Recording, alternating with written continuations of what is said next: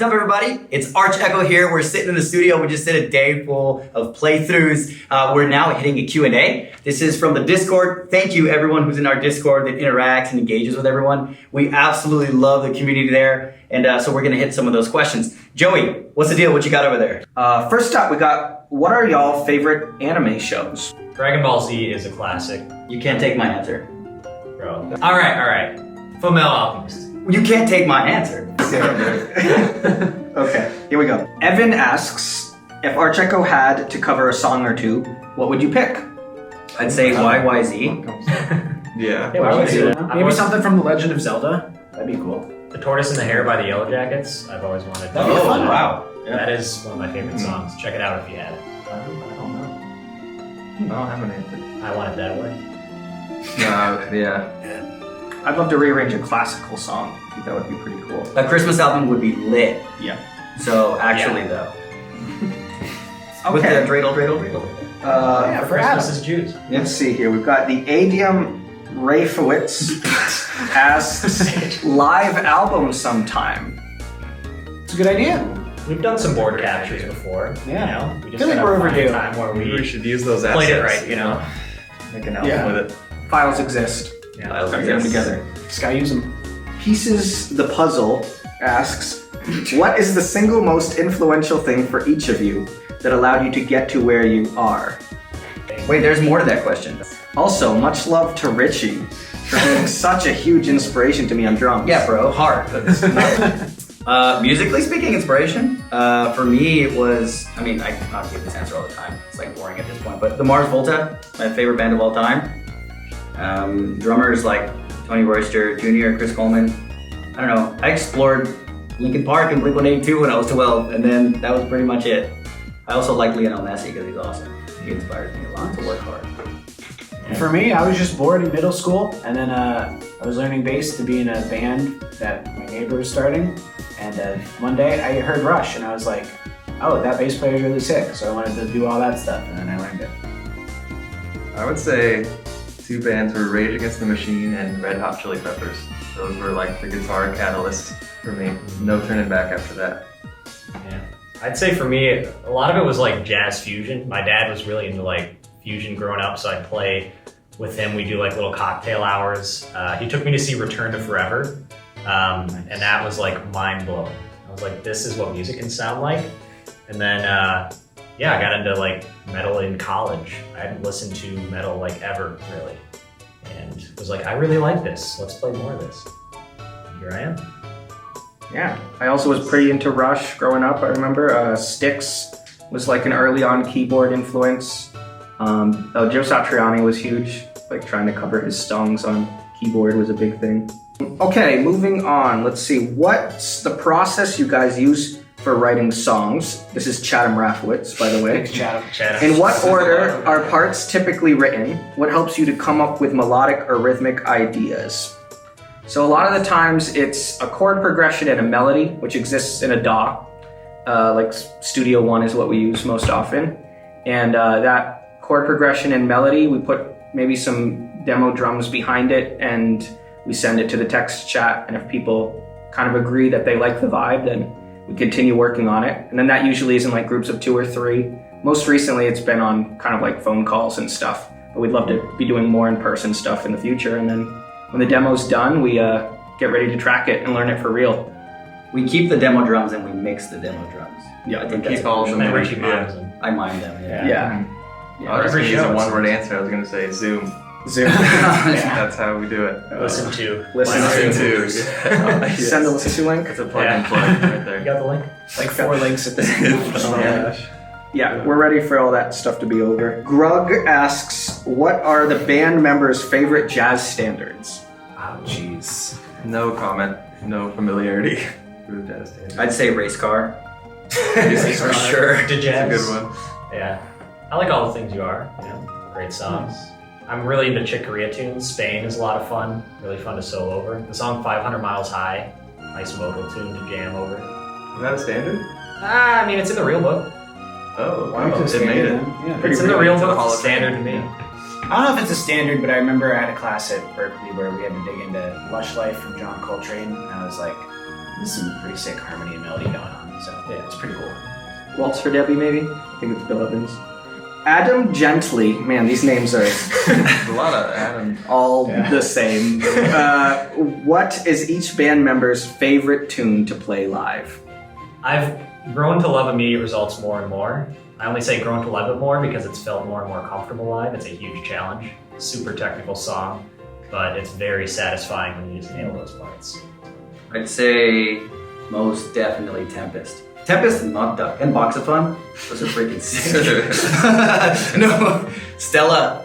Man, Stella's gonna be in my top 1 for like a very long time. We'll find out with Luminosity. But Stella's fun. It's really, really cool. It's got a lot of space to groove, and I really enjoy it.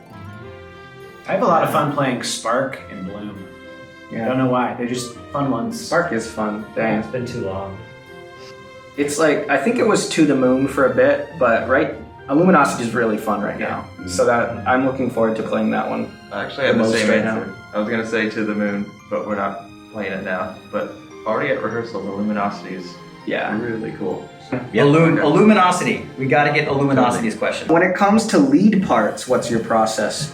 Do you improvise over the section and use ideas and then re-record or write solos bar by bar? I'd say it's like maybe 4 to 8 bar sections a lot of the time. And with melodies, you're definitely like combing over again and like making each note exactly what you want. With solos, you're trying to capture some version of what you would naturally do, because then when you go to relearn it or replay it, if you've messed that one up by like moving all the notes, it becomes like not human or playable. There is something in my head just like kind of singing it, and then usually when it makes it to the DAW, you'll see some things that aren't quite working in reality as opposed to in your head. You like tweak notes, here and there, and then you kind of get through it that way, and eventually you have some workable melody. And even then, like days later, you can listen again. Yeah. Like, a couple Just notes gut didn't check. actually- Yeah, gut versus reality. Check yourself. Dale Leonov asks, really important one, what's your favorite ice cream flavor? Also, if you were to learn a musical instrument that you don't know how to play yet, what would it be? Ooh, I want to start this one. Okay. Cookies and cream, for sure. My favorite ice cream flavor. And I'm like super bland, like vanilla. I love vanilla. It's messed up, I know, but I really like vanilla. And if I could play an instrument that I don't currently know how to play, so everything except drums, because I suck. Stranger. You know what, man? Oh, probably vocals. If I could sing, yeah, I'd be a vocalist. He said to learn a musical instrument. That's got to be it. Oh, get wrecked. It's a principal at Berkeley. I guess voice is an You instrument. didn't say principal. Okay, all right, fair. Learn a principal. Musical?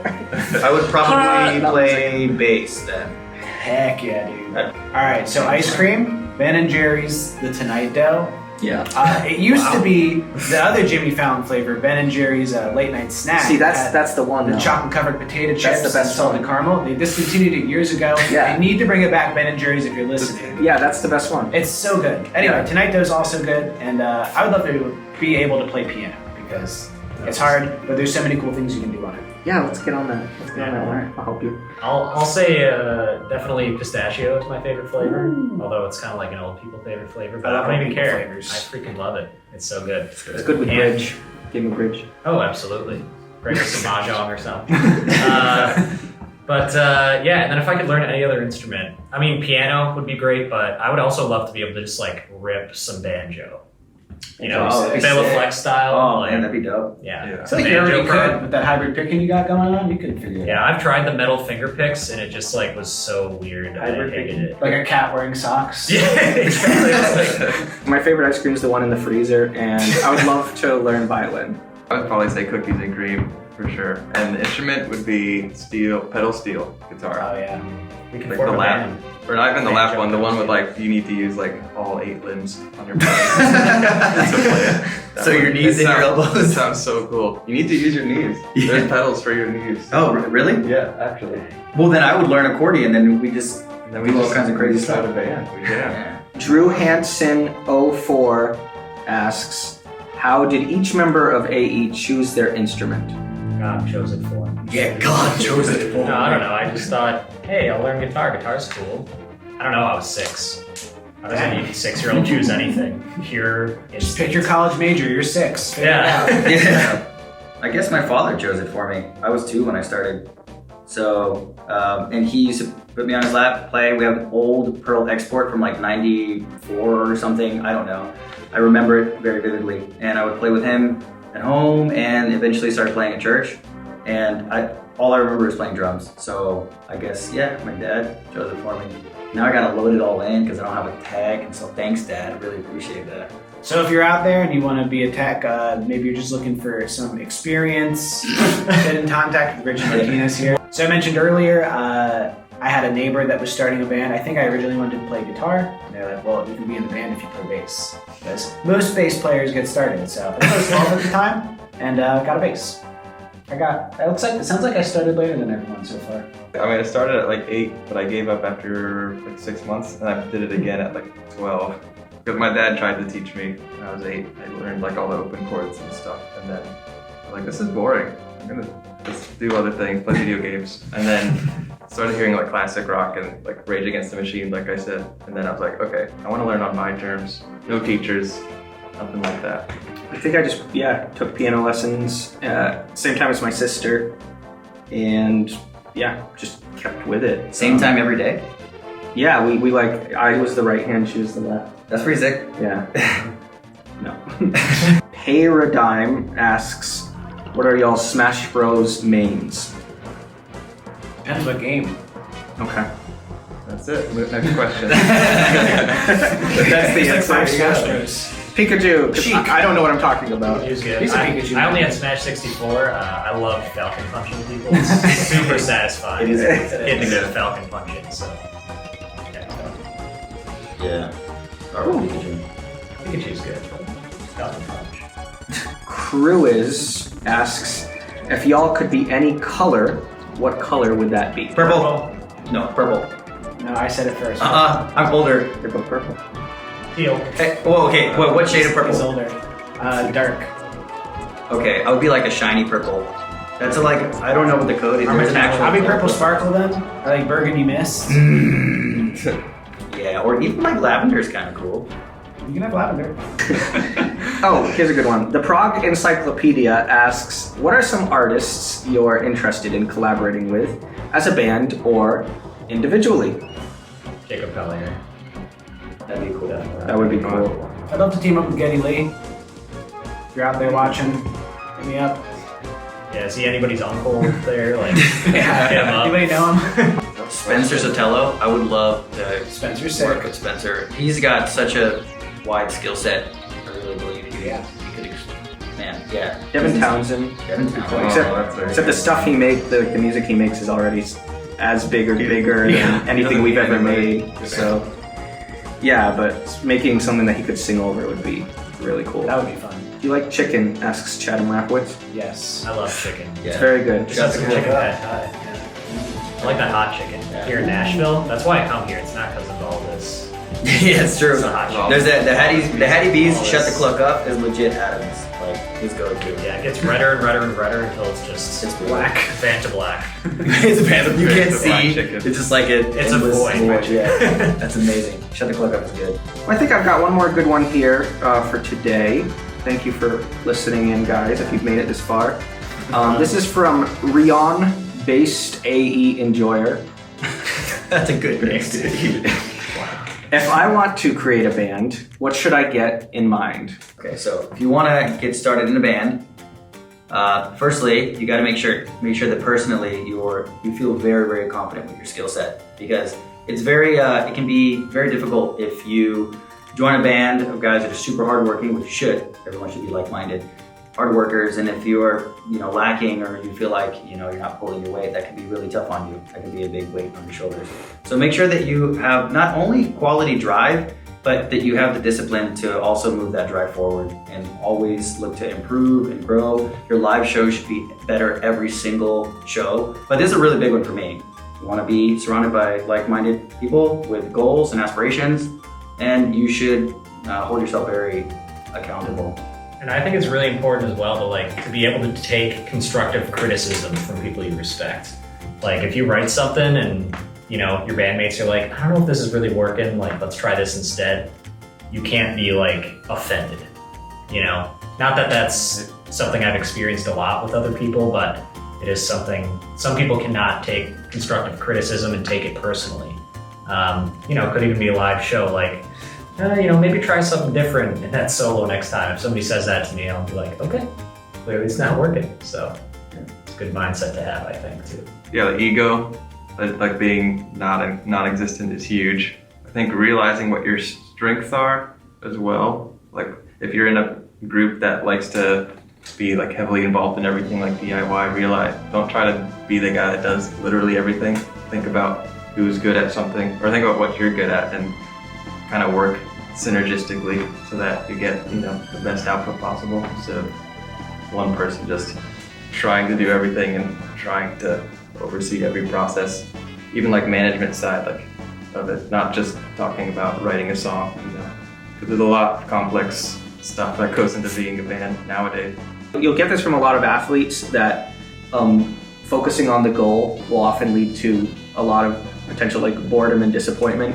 So make sure that the process of making music and getting music ready for release and getting ready like pre-production for a tour, whatever like the boring stuff may be, make sure that there's something in that you love doing, because that's what you're going to be doing the most, is sitting behind the computer and clicking things around and being on the phone talking about song arrangements or something. That's the longest stuff by far, as opposed to like the half an hour on a stage or something. So just be realistic with yourself about how much time you will spend maybe doing stuff that's not quite as glamorous as what you might think being in a band is like. And if you find yourself really loving that process, then you really have something there and you should really go for it. Yeah, sustainability. Do it in a way that's sustainable, whatever it is you're doing. That's what it boils down to. I guess one final point would be, don't, it's a hard one for musicians because they're very personal with their art, but try not to sip on your own Kool-Aid too much. Pride is downfall of a lot of people, especially musicians, because it's art, you know, like you hold that, like Adam said, it's like dear to your heart. You spend so much time with it. I think that, you know, being able to police your content, and if it's like, work on it being good. Don't spend like tens of thousands of dollars on hiring some producer that's gonna like, you know, take a lot of your money or whatever the case is. Like, make sure that the writing process is very fine-tuned and you're cleaning things up, and then when you go to an outsourced team, they'll just polish your product. But you know, it's hard to polish turds sometimes, and sometimes the turds look really yummy to us because it's our personal turd, but it's not. I don't know, dude, it's like, yeah, that's one way of putting it. No, but that actually is important. You know, you got to spend time on the quality of your writing. Be patient. Be very patient for sure. Don't be, you know, realistic about opportunities that are thrown your way as well. Don't miss any opportunities, but don't settle for an opportunity that just like is gonna screw you over, but might get you one little thing you want. You know, could be a label offering you a bad deal. It's like, oh, but it's a record label. Like, okay, think realistically. Don't get overexcited, and just say yes. Think critically. So guess what? We have a new album coming out. You can probably find a link down below to pre-order that bad boy. It's gonna be called Final Pitch, our third album, 9 tracks. We're all super excited about it. And on top of that, we're gonna put a link to our Discord as well, so you can join the community, join in on the chatter, and maybe you can ask us the next question. Thanks for the questions, guys. Thank you. Thank you. Bye. See you around. Peace.